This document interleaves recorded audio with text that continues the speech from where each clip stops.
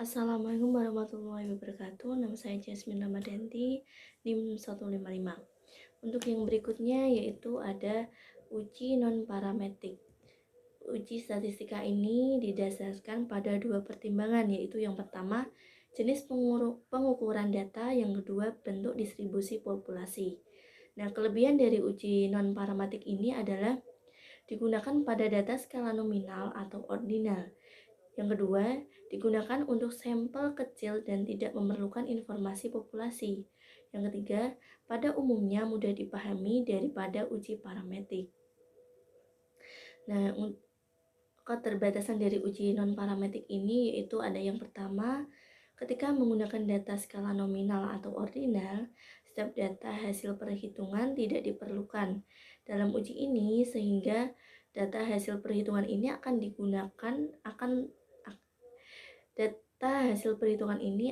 tidak berguna. Yang kedua, hasil lebih bersifat umum karena tidak ada informasi tentang populasi, sehingga hasilnya kurang powerful. Uji tanda ini didasarkan pada perbedaan tanda antara dua observasi yang berhubungan dan memberi tanda positif dengan adanya perbedaan positif dan tanda negatif adanya perbedaan negatif. Uji tanda berupa probabilitas yang menunjukkan populasi pertama lebih besar dari populasi kedua, di mana populasi kedua berhubungan dengan populasi yang pertama. Nah, di uji parametrik ini ada beberapa prosedur. Yang pertama, membuat dulu hipotesis nol dan hipotesis alternatif. Misalnya, pernyataan bahwa training bisa meningkatkan kinerja karyawan. Itu HA-nya ada lebih dari 50% probabilitas bahwa kinerja karyawan mengalami kenaikan setelah mengalami training, sehingga HA0-nya itu P lebih kecil atau sama dengan 0,50, HA-nya itu P lebih besar dari 0,50. Yang kedua, memilih tingkat signifikan pada alfa sama dengan 1%, alfa 5%, atau alfanya 10%. Yang ketiga, menentukan tanda positif atau negatif pada setiap observasi. Tanda positif jika ada kenaikan dan tanda negatif apabila ada penurunan kinerja karyawan. Bila kinerja karyawan sebelum dan sesudah kita beri tanda 0. Tanda 0 tidak dimasukkan dalam uji karena sampel kecil, maka uji tanda menggunakan distribusi binominal. Selanjutnya itu membuat keputusan. Misalkan N sama dengan 14 dan dua karyawan tidak berubah kinerjanya, maka jumlah N sama dengan 12. Lihat tabel probabilitas distribusi binominal dengan N sama dengan 12 dan P sama dengan 0,5. Kita hitung probabilitas kumulatif sehingga mendapatkan probabilitas kumulatif mendekati tingkat signifikan 0,05. Tetapi tidak pernah sama, yaitu 0,019. Jumlah kejadian sukses yaitu tanda positif dengan probabilitas kumulatif 0,019 sebesar 10. Keputusannya, jika jumlah tanda positif lebih besar atau sama dengan 10, maka kita menolak hipotesis 0, dan sebaliknya. Bila tanda positif lebih kecil dari 10, maka kita gagal dan menolak hipotesis 0. Nah, contoh yang berikutnya itu ada sebuah perusahaan asuransi syariah di Jakarta sedang mengalami perkembangan yang cukup pesat. Untuk terus meningkatkan kinerja karyawannya, perusahaan asuransi melakukan peningkatan kinerja karyawannya dengan melakukan training terhadap karyawan bagian sales penjualan asuransi. Kinerja karyawan dibagi menjadi 3 kategori. Yang pertama rendah, sedang, dan tinggi. Diambil secara acak sampelnya sebanyak 10 karyawan dan hasilnya dari data tersebut itu disimpulkan bahwa training telah meningkatkan kinerjanya karyawan bagian sales penjualan dengan tingkat signifikan alfa sama dengan 5%. Jadi dapat disimpulkan juga HA0-nya itu P lebih kecil sama dengan 0,50, HA-nya P lebih besar dari 0,50. tingkat signifikannya tadi alfanya itu 5%, ada 8 tanda positif dan 1 tanda negatif dan 1 tanda nol. Uji tanda menggunakan distribusi binominal. Nah, tanda positif dan negatif ada 9, maka N sama dengan 9. Probabilitas kumulatif mendekati 0,05 tapi tidak pernah sama dengan tingkat signifikasi 0,05 sebesar 0,20 dengan jumlah kejadian sukses sebesar 7. Keputusannya, jika jumlah tanda positif lebih besar daripada atau sama dengan 7, maka kita menolak hipotesis 0. Namun sebaliknya, jika gagal menolak hipotesis 0. Tanda positif 8 lebih besar dari 7, maka tidak menolak hipotesis 0. Selanjutnya yaitu uji tanda untuk sampel besar. Sampel besar, jika sampel lebih besar dari 10, itu untuk sampel besar ujinya mengikuti distribusi normal.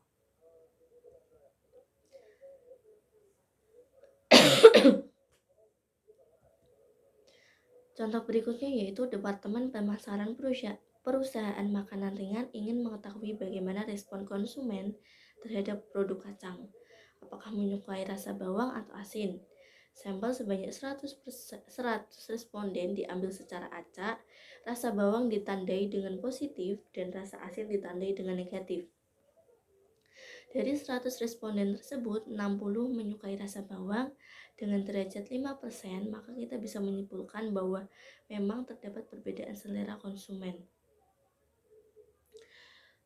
HA0-nya tadi selera konsumen sama, HA-nya itu selera konsumen tidak sama. Tingkat signifikasi ini alfa sama dengan 5%, uji distribusi Z. Nah, nilai Z kritis uji dua sisi pada alfa 5% itu adalah kurang lebihnya 1,96. Tanda plus 70 lebih besar 50 atau N per 2, maka nilai Z dihitungnya sebagai berikut. 60 kurangi 0,5 kurangi 0,5 dikali 100. Jadi bagi 0,5 dikali 10 yang hasilnya 1,9. Nah, nilai Z hitungnya itu 1,9, itu lebih kecil dari 1,96, sehingga kita gagal menolak HO. Kesimpulannya, dari sampel yang ada, belum bisa dibuktikan bahwa konsumen mempunyai selera yang berbeda.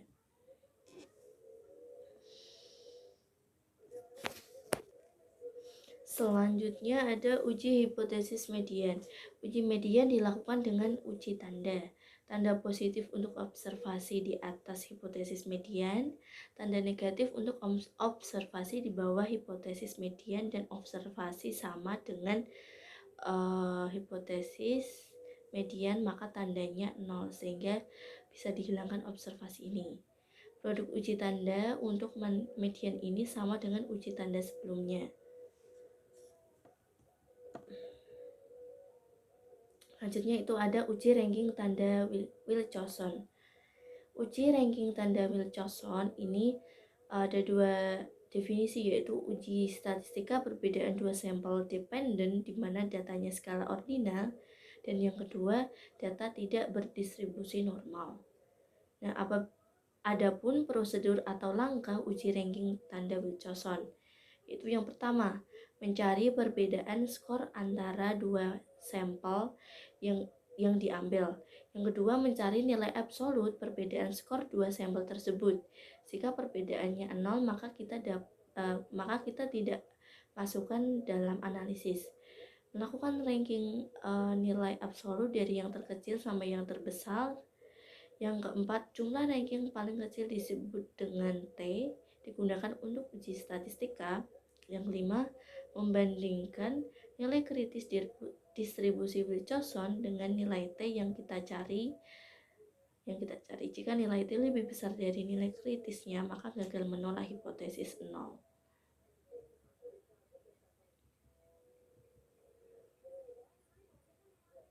Yang berikutnya ada uji Mann-Whiteley-Wilcoxon. Uji ini memerlukan prasyarat bahwa data paling tidak merupakan skala ordinal. Uji perbedaan dua sampel dengan sampel adalah independen. Data tidak didistribusi normal. Uji Mann-Whiteley-Wilson untuk sampel kecil. Prosedur untuk uji dua sampel independen dengan metode Mann-Whiteley-Wilson itu sebagai berikut. Yang pertama, menggabungkan data dari dua sampel dan melakukan ranking. Yang kedua, menjumlahkan setiap ranking secara terpisah berdasarkan sampel masing-masing. Yang ketiga, mencari nilai statistika T, yaitu jumlah ranking yang paling kecil dari dua sampel yang ada. Yang keempat, membandingkan nilai kritis distribusi Mann-Whiteley-Wilson dengan nilai T hitung yang kita cari pada langkah ketiga. Adapun nilai kritis distribusi Mann-Whiteley-Wilson itu sebagai berikut. TU sama dengan N1 dalam kurung N1 plus N2 plus 1 nanti dikurangi TL. Nilai TL dicari dari nilai kritis Mann-Whiteley-Wilson. Nilai kritis TL ini didasarkan pada jumlah sampel populasi pertama N1 dan jumlah sampel pada populasi kedua N1 dan tingkat signifikan yang dipilih.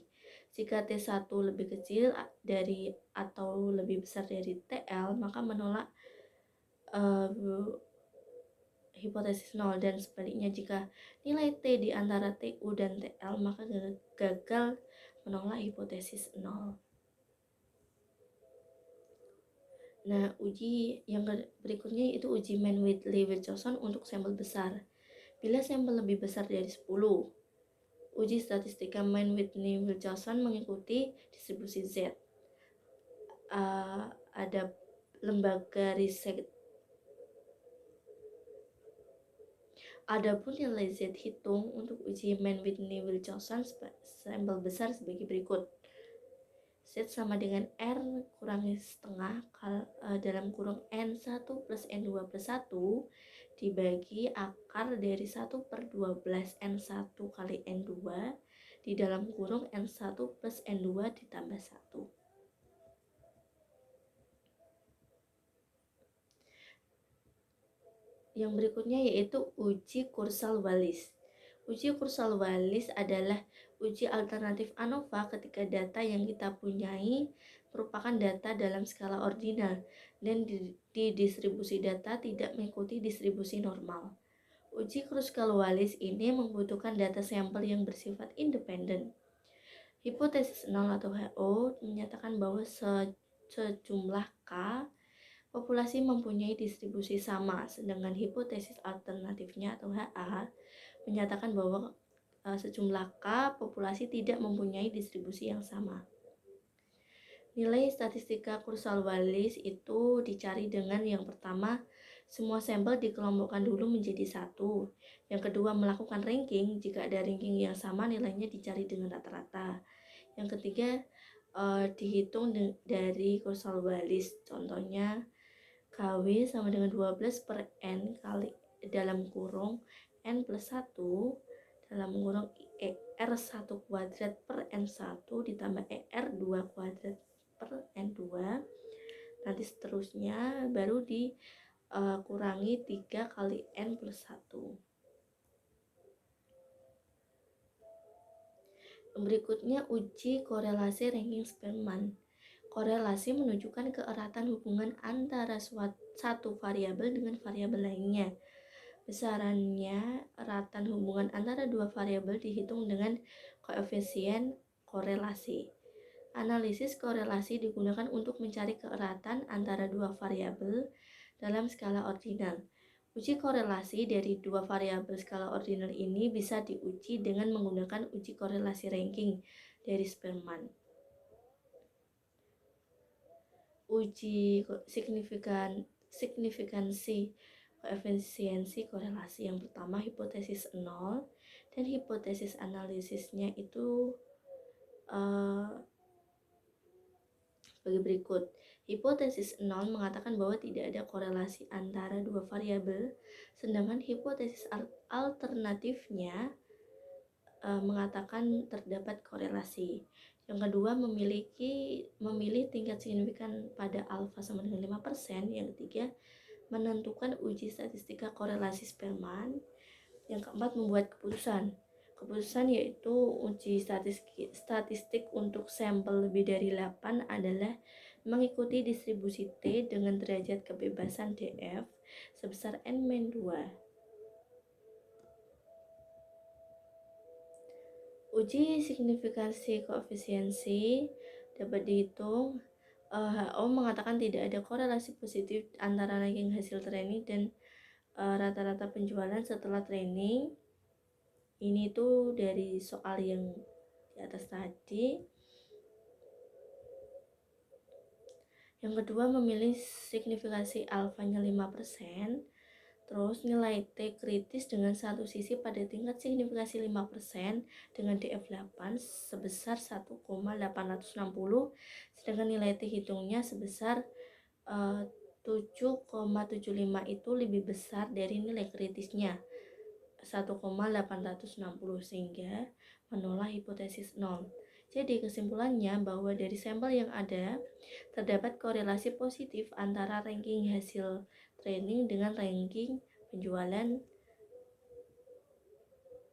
Sekian, wassalamualaikum warahmatullahi wabarakatuh.